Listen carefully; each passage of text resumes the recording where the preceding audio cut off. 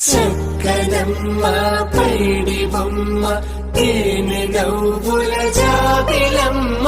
లేని సాకులు చెప్పకమ్మ పట్టుబోని కట్టవమ్మ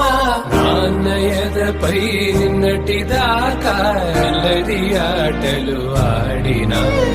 చిన్నారి తల్లి లేత భుజములు నేడు చీరలు మోయునా